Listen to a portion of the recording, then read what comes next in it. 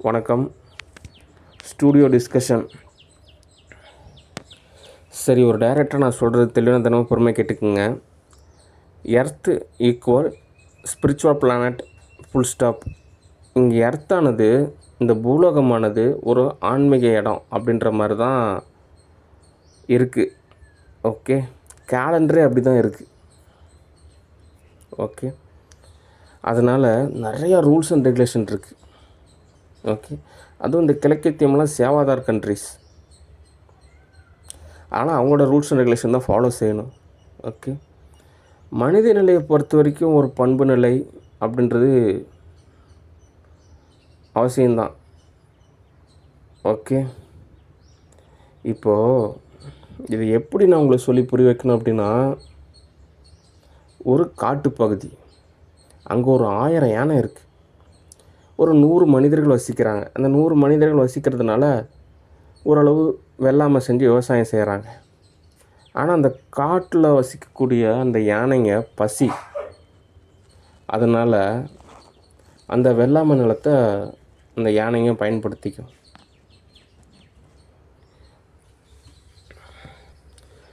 அப்படின்றனால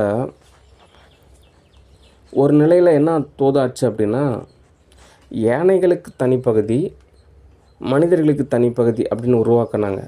இப்போ நான் சொன்ன உதாரணம் ஒரு கட்சி சார்ந்த உதாரணம் கிடையாது.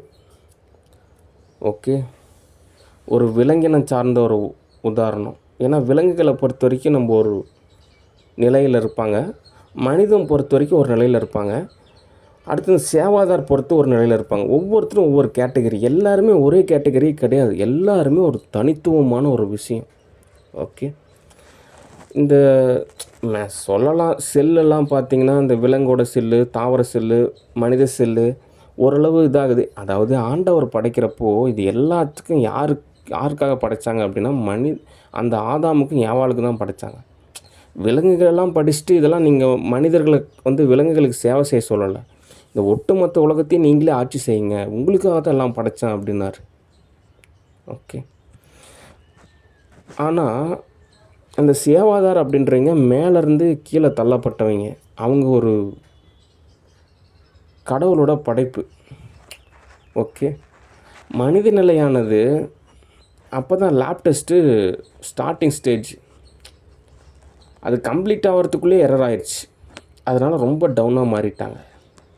அதுக்கப்புறம் இந்த சேவாதாரங்கள்லாம் ஒரு கட்டத்தில் அவங்க சமாதானமாக மாறிட்டாங்க. ஏன்னா அவங்க ரொம்ப வருஷமாக வாழ்ந்தாங்க, அவங்களுக்கு நிறைய அனுபவம் இருக்குது, நிறைய அறிவு இருக்குது. ஆனால் மனித நிலையை பொறுத்த வரைக்கும் அப்படி கிடையாது. முதல்ல 1000 வருஷம் வாழ்ந்தாங்க, இப்போல்லாம் ஒரு 100 வருஷம்தான். அதுக்குள்ளே ஓஎஸ் சாஃப்ட்வேர் அது அப்படியே கரப்ஷன் ஆகி மாறிக்கிட்டே இருக்கும். ஆனால் சேவாதார நிலையை பொறுத்த வரைக்கும் ஒரே கான்ஸ்டண்ட்டாக அவங்க அப்படியே இருப்பாங்க. அதனால் அவங்களுக்கு தெரியும், நீங்கள் இவ்வளோ நல்ல நிலையில் இருக்கீங்க, நீங்கள் இந்த பாதையில் போகாதீங்க, இந்த பாதையில் போங்க, உங்களுக்கு நிறையா வகையில் தோதாக இருக்கும் அப்படின்னு அவங்க சொல்கிறாங்க. அவங்க சொல்கிறத நம்ம ஃபாலோ பண்ணுறது நல்லது தான். அதே சமயத்தில் நம்மகிட்ட பகுத்தறிவு, பண்பு நிலை இருக்குது, கல்வி நிலை இருக்குது. அதனால் எந்த அளவுக்கு நம்ம தோதாக பார்த்துக்கணுமோ அந்தளவுக்கு நம்ம தோதாக அமைச்சிக்கிட்டால் போதும். ஓகே, அப்படி ரியாலிட்டியாக நம்ம கன்வெர்ட் செய்யறதுன்றது தோதாகாது. ஓகே, அதுக்கு தான் இந்த மாதிரி நிறையா கோவில் அமைச்சாங்க, நிறையா திருவிழாவெல்லாம் ஆரம்பித்தாங்க, நிறைய சடங்கு முறையெல்லாம் கொண்டு வந்தாங்க. ஏன்னா அவங்க நிலையை பொறுத்த வரைக்கும் ஒரு சமாதான நிலை ஏற்படும், நமக்கும் ஒரு பாதை கிடைக்கும், அதில் பயணிக்கலாம். ஓகே, அதனால் சில மூவிஸ்லாம் புக் செய்கிறது அப்படின்றது நல்லது. ஒருவேளை புக் செய்யலை அப்படின்னா எரர் ஆகும்.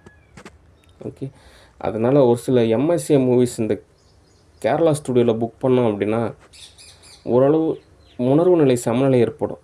ஓகே, அந்த படங்கள்லாம் யாருமே திரையரங்கில் பார்க்கலைனாலும் பரவாயில்ல, அது ஏதோ ஒரு கர்மா இருக்குது, அந்த கர்மாவெல்லாம் சால்வ் பண்ணணும். ஓகே.